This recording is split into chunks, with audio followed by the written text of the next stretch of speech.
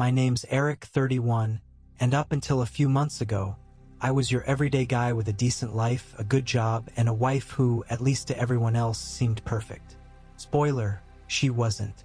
My wife, Lisa, is one of those people who walks into a room and instantly commands it.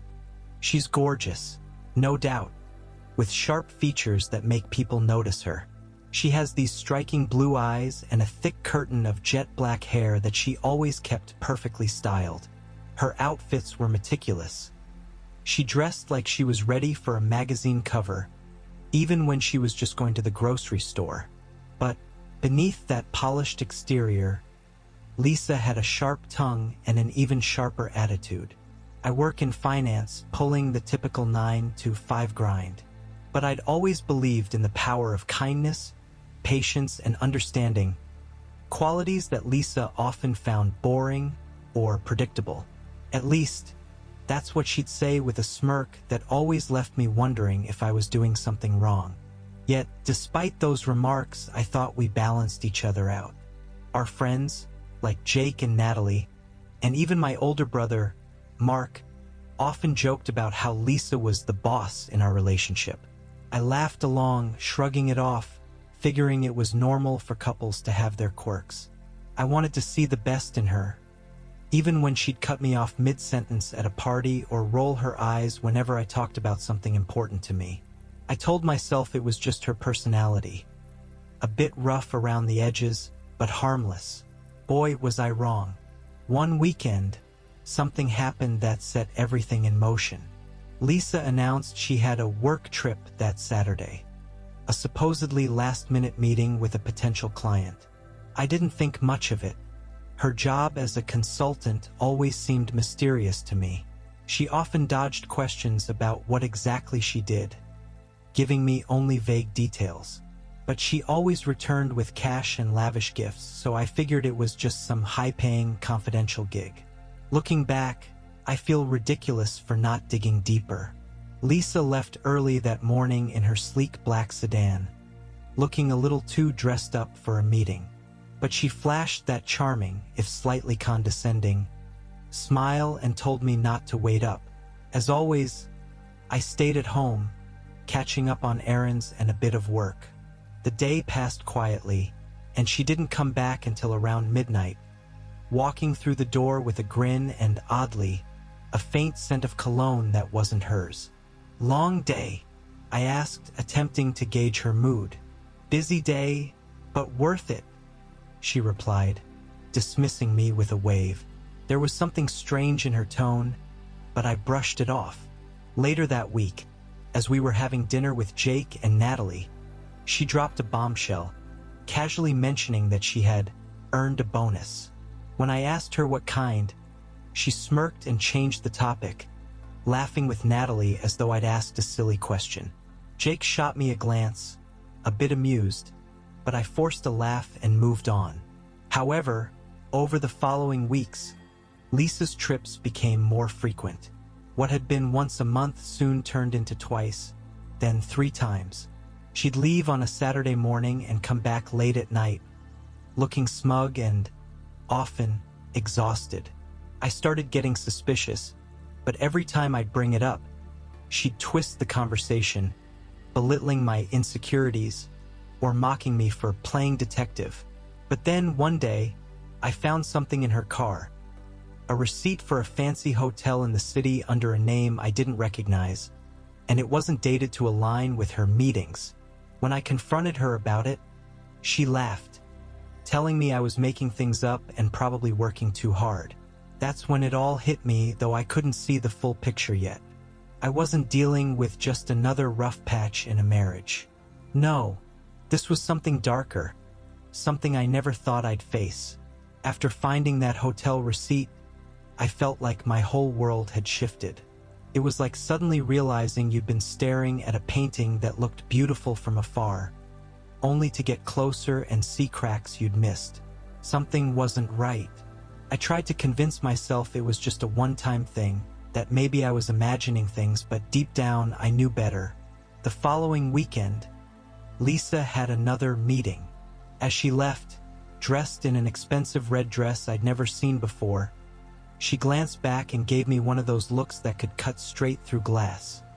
A daring kind of look, almost like she wanted me to question her. Once she was gone, I couldn't sit still.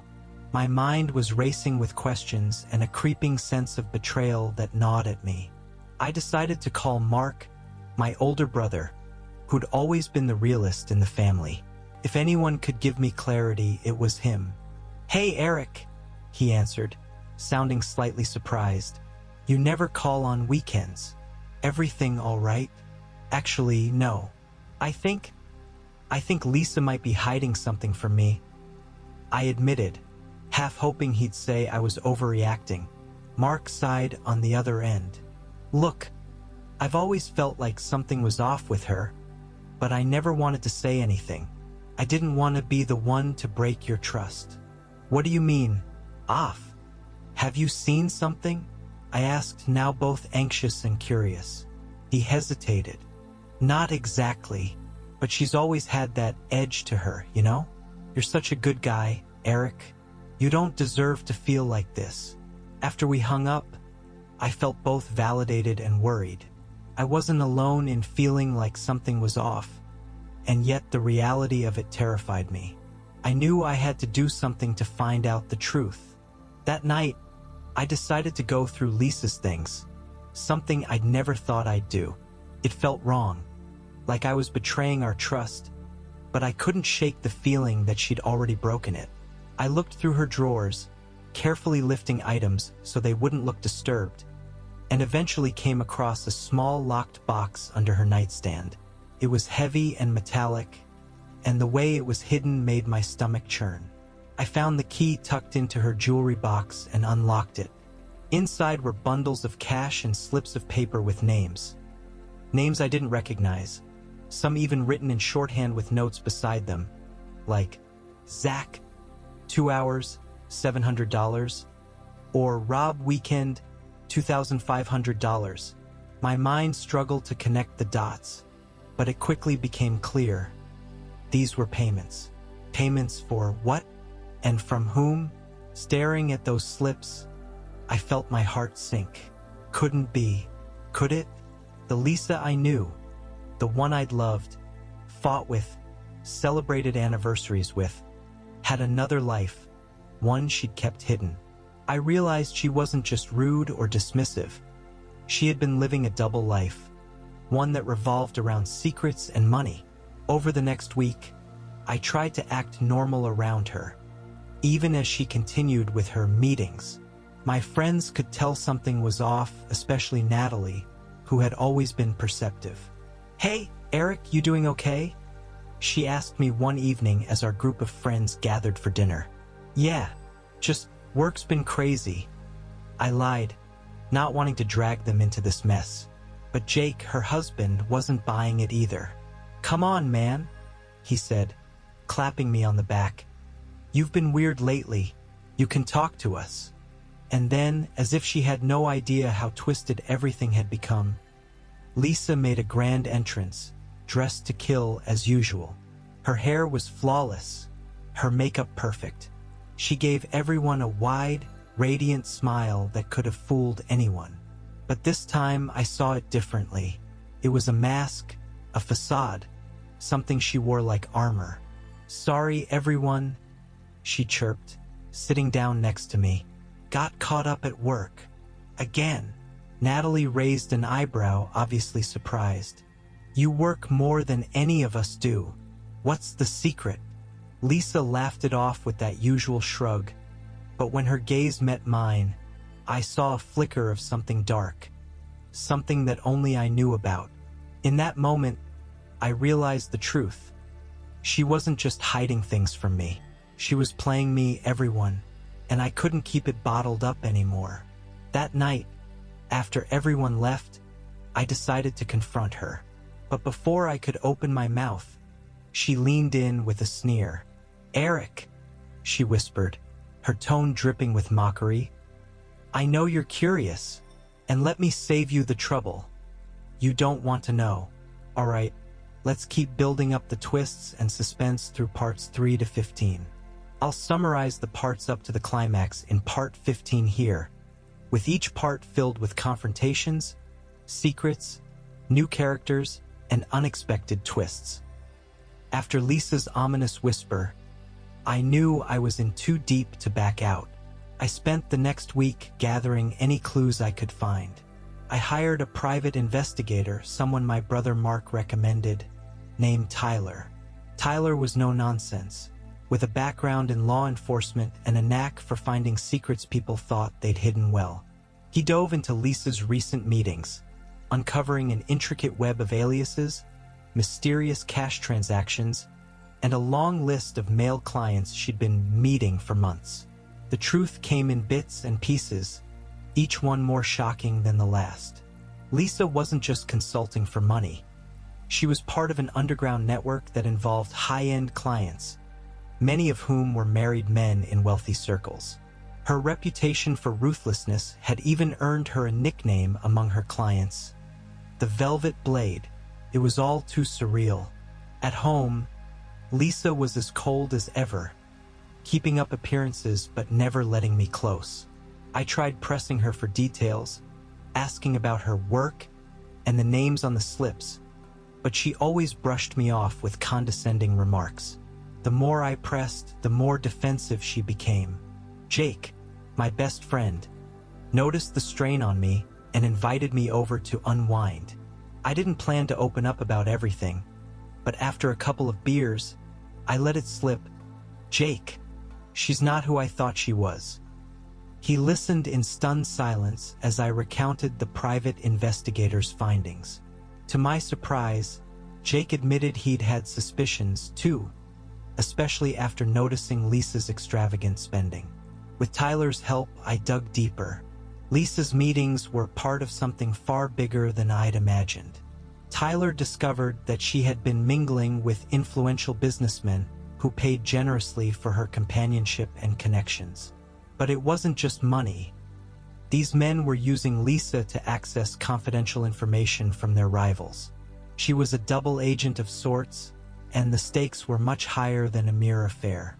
One night, I confronted her directly, laying out all the evidence. Lisa, I know about the men, the money, the connections. Her face paled for a split second. Then she sneered.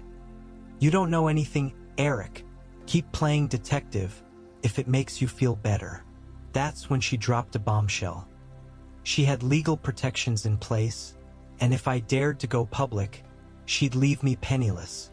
All this work I've done, Eric, is for me, not us. So, don't think you'll get a single cent if you try to play the hero. I reached out to Natalie, hoping for support. To my shock, she admitted she'd seen Lisa meeting strange men in the past, but hadn't wanted to interfere. She introduced me to a lawyer friend, Sarah, who specialized in cases involving financial deception. Sarah suggested we start documenting everything and quietly plan an exit strategy. Lisa had become arrogant, believing she was untouchable. But she made a mistake. A high-profile client of hers was under investigation, and she accidentally left a sensitive document at home. I copied it, passing it to Tyler and Sarah, who saw it as potential leverage. Just when I thought things couldn't get worse, Lisa announced she was pregnant. She made it clear, though, that she wasn't looking for a family. The child was leverage. If you think I'm ruthless now, just wait, she taunted. It felt like my life was unraveling faster than I could piece it together. With Sarah's guidance, I quietly opened a separate bank account, safeguarding what little funds I could move without her noticing. Meanwhile, I documented Lisa's every move, every lie, every interaction. Tyler even found that she had another alias and a separate residence in the city. As I tried to enlist help, Jake, my supposed best friend, stopped returning calls. When I finally caught him, he looked away, guilt-ridden. Eric, I didn't want to tell you, but Lisa paid me off to keep quiet. I thought it was just one favor, but it kept getting worse. Jake's betrayal hit me harder than I expected. This was the guy who'd been at my side through college, the one I trusted like a brother. And now, he'd sold me out for some extra cash Lisa had waved under his nose. I arranged to meet him at a nearby bar, feeling a strange mix of anger and sadness. I needed answers, and I wasn't leaving without them. When I saw him at our usual table, he wouldn't even meet my eyes. "Jake, how could you?" I asked, my voice barely more than a whisper, but there was a force behind it I didn't recognize. He fidgeted, swirling his beer. "I didn't know it would get this far, Eric," he muttered, looking anywhere but at me. She promised it was just one time. She said you'd never know." "One time?" I scoffed. "You think one time would cover the thousands she's thrown around? She's been using you, Jake, just like she used me."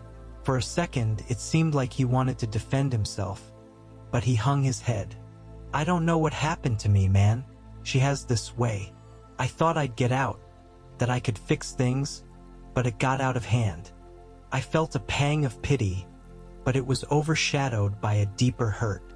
"Well, it's too late now," I said, standing up. "I'll handle this on my own. Just don't come around my house again." Jake didn't try to stop me as I left. The friend I thought I had was gone, replaced by someone Lisa had molded to her will. That night, I felt a strange, almost numb determination to finish what Lisa had started. With Tyler's help, I decided to compile every scrap of evidence I'd collected, from receipts to witness statements. We needed a flawless case, one that would hold up in court and finally end this nightmare. Tyler managed to get in touch with a few of Lisa's former clients, men who had paid her but had fallen victim to her manipulation. Surprisingly, a few agreed to testify anonymously, fearful of what would happen if her secrets got out. Sarah, my lawyer, was cautiously optimistic, warning that Lisa's arrogance would make her fight back fiercely. Still, we built a strong case, piling up the evidence like bricks in a fortress. A week later, Sarah and I sat across from Lisa and her high-profile lawyer in a cramped conference room. The smugness on Lisa's face was undeniable, her posture screaming confidence. She looked at me with that same mocking smile, as if daring me to try something. I took a deep breath, nodded to Sarah, and she slid a stack of papers across the table. "We have detailed records of your financial transactions, including evidence of embezzlement and client exploitation," Sarah began, her voice steely. "We also have statements from witnesses who are willing to testify." Lisa's face barely faltered, but I caught a glint of worry in her eyes. Her lawyer, however, leaned forward, skimming the evidence with growing concern. "Eric, don't be ridiculous," Lisa sneered, but her voice wavered. "This is nothing but circumstantial evidence. You can't prove anything." "Oh, we'll see about that," Sarah countered. "This is more than enough to press charges, and we're ready to take it to court." Lisa's composure cracked, if only for a moment, but her lawyer quickly intervened, muttering something about a settlement. Lisa shot me a look that could have cut glass, her face twisted with a rage I'd never seen before. The case went to trial, and Lisa's empire of lies unraveled in front of the court. Witness after witness testified to her manipulations, from former clients to old friends who had been swept into her schemes. Each testimony painted a darker picture of the woman I'd once called my wife. Lisa tried every tactic she could to discredit me, painting me as the insecure, jealous husband driven mad by his own delusions. But Sarah was prepared, systematically dismantling each of her claims with precision. The private investigators' reports, the financial records, the testimonies, it was all airtight. The turning point came when one of Lisa's most trusted clients took the stand, albeit anonymously. His voice trembled as he recounted how she had blackmailed him, threatening to expose his secrets unless he paid her exorbitant sums. The courtroom fell silent, every word another nail in her coffin. Lisa's confidence faltered, and for the first time, She seemed to understand the gravity of her actions. She tried to play the victim, claiming I was smearing her name out of spite. But when Sarah presented undeniable evidence of her double life, her bravado finally shattered. She glared at me, her eyes blazing with hatred. "I hope you're happy, Eric," she spat as the gavel struck, sealing her fate. "You'll regret this." But I felt nothing but relief as I watched her being escorted out. The woman who'd nearly destroyed me was gone, replaced by someone I no longer recognized.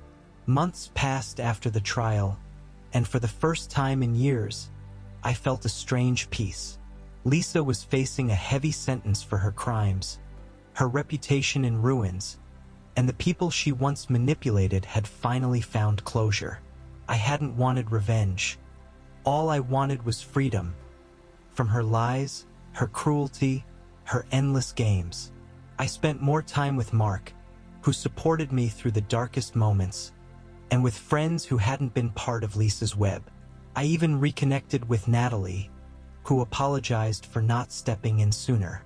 Slowly, I began to rebuild my life, finding comfort in simple things. A sunrise, a quiet cup of coffee, the company of people who cared. One evening, as I was packing up some old things, I came across a photo of Lisa and me from our wedding day. Her smile in the picture was bright, full of promise, but now I saw it for what it was, a mask. I didn't feel anger anymore, only a bittersweet relief. I put the photo away, realizing it was finally time to let go. This chapter was closed. As I moved forward, I took with me a lesson I'd learned the hard way. Kindness may be tested, but it's stronger than any lie. I wasn't broken. I was free.